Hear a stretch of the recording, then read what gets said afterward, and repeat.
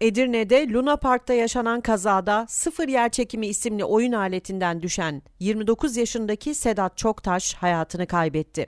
Olay akşam saatlerinde Lozan Caddesi üzerinde Tunca ve Meriç köprüleri arasındaki Luna Park'ta meydana geldi. İddiaya göre Sıfır Yerçekimi isimli oyun aletine binen Sedat Çoktaş henüz bilinmeyen bir nedenle araçtan düştü. Durumu fark eden Luna Park çalışanlarının ihbarı üzerine olay yerine polis ve sağlık ekipleri sevk edildi. Ağır yaralanan Çoktaş, sağlık ekiplerinin ilk müdahalesinin ardından Trakya Üniversitesi Tıp Fakültesi Hastanesi'ne kaldırıldı. Ancak burada yapılan tüm müdahalelere rağmen kurtarılamadı. Olayın ardından polis ekipleri Luna Park'ta geniş çaplı inceleme yaptı. Oyun aletinde gerekli güvenlik önlemlerinin alınıp alınmadığı araştırılırken, işletme sahibiyle birlikte 5 çalışanın ifadelerine başvurulmak üzere polis merkezine götürüldüğü öğrenildi. Kazayla ilgili soruşturma sürüyor.